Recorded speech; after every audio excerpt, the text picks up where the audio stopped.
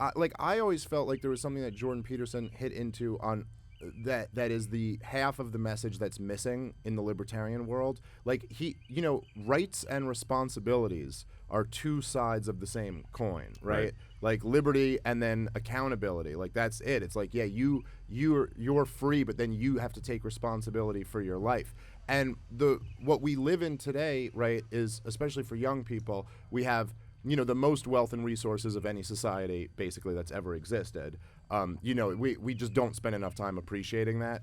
You live like an infinitely more comfortable life than your grandparents, and you can't even imagine than your great-great-great-grandparents. Like it would be inconceivable to them to have the luxuries we have. And so you have all of these the wealth and the resources, and everyone's talking about rights all the time and freedoms. Now the idea has been completely perverted by the left, where it's like, anything that they think you should have is called a right. A right to healthcare, education, or whatever, like everything. All they talk about are rights.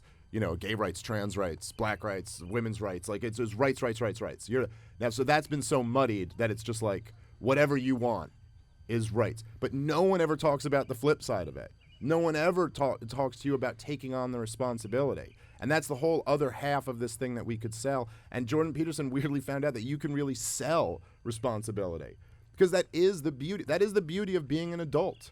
Like that's the fun of it. That's the fun of having a family or having a business or having a job. It's like, yeah, okay, you have responsibilities now. That's where you get your kind of like self-esteem from, that I meet my responsibilities.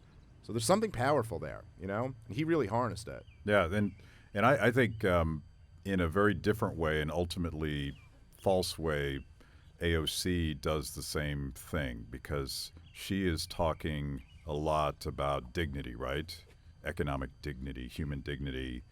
And the lie there is that she thinks that a politician or a government program or an empty promise from a politician somehow can convey dignity. So you're sort of outsourcing the responsibility to find meaning in your life, and it's a horrible thing. But the part that I think resonates with young people is they're looking for dignity, and they're trying to figure out. You described yourself as a '90s kid. I think young people today are trying to find meaning in their lives, specifically because they have everything they need, right? They're not thinking about how they get dinner that night. Mom's not wondering if her children are going to be fed. So you're a little bit fat and happy. Yeah. But you still need to have a purpose in life. And it used to be to go hunt and kill something so that you wouldn't die. Yeah. So right. What is it now? Well, that's it. I mean, that's the question. I don't know that I have the answer to that, but that's it, right? That we were hardwired to always have the purpose so clearly right in front of us. And now it's so much more abstract and like, I don't know, what do you want to fit? But I think there are these kind of traditional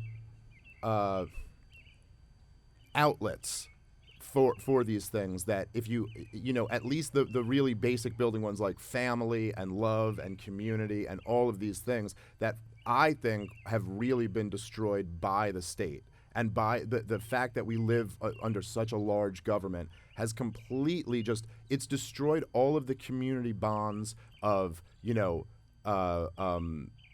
churches, communities, families, all these things, because the state crowds them out and would rather be the one that people are dependent on.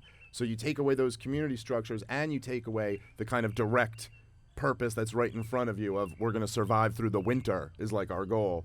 And you get nihilism.